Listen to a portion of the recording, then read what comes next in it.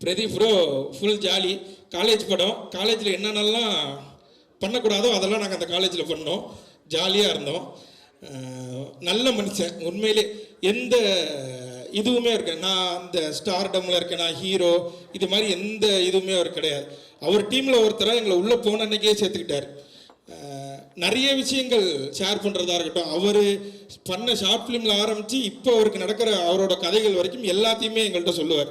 அதே மாதிரி எங்களுக்கு ஏதாவது ஒன்று, இது தலைவா, இது என்ன பண்ணலாம், இது என்ன பண்ணலான்னா இதை இப்போ பண்ணிடாதீங்க, இது கரெக்டான க்ரோத்தாக இருக்காது, இதை பண்ணதுக்கப்புறம் தான் நீங்கள் இதை பண்ணணும் இப்படின்ற மாதிரி எங்களுக்கு ஒரு பயணியராக நின்று, அதுவும் எங்களுக்கு முன்னாடி இருந்த ஒரு யூடியூபராக அவரை நாங்கள் ஃபீல் பண்ணோம். ஸோ ஒரு மூத்த யூடியூபர் எங்களுக்கு அடுத்தது அதை அவங்க கொடுத்தாங்க. மித்தபடி எனக்கு இங்கே இன்றைக்கி தான் நிறைய பேர்த்த பார்த்தேன், அதனால் எனக்கு பாதி பேர்த்த தெரியாது. இதுக்கெல்லாம் இவங்க எல்லாருக்குமே ரொம்ப நன்றி. அதையும் தாண்டி இந்த பின்னாடி உட்கார்ந்துருக்கவங்களுக்கு ரொம்ப ரொம்ப நன்றி. தேங்க்யூ. நீங்கள் வீடியோ பார்த்தீங்க, அந்த வீடியோ மூலயமா கொஞ்சமாக ஏதோ பேர் கிடச்சிது. அந்த பேர் எடுத்துகிட்டு வந்து இன்றைக்கி இந்த இடத்துல நிற்கிறோம். ஸோ 21ஆம் தேதி டிராகன் படம் தியேட்டரில் ரிலீஸ் ஆகுது.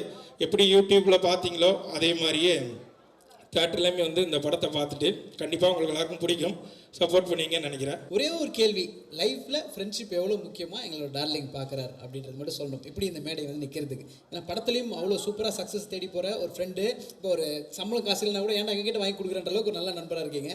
ஸோ நட்பை எங்கள் விஜய் சேது எப்படி பார்க்குறாரு?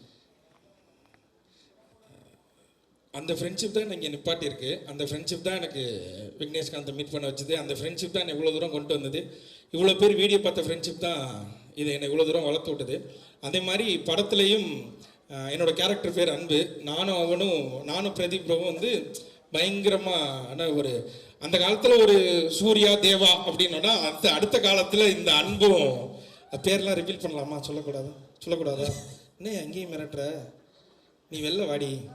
அதனால அதான் பேர் ரிவீல் பண்ணக்கூடாது. என் பேர் அன்பு. ஸோ அந்த மாதிரியான ஒரு நட்பு இந்த படத்துலையும் பார்க்கலாம்.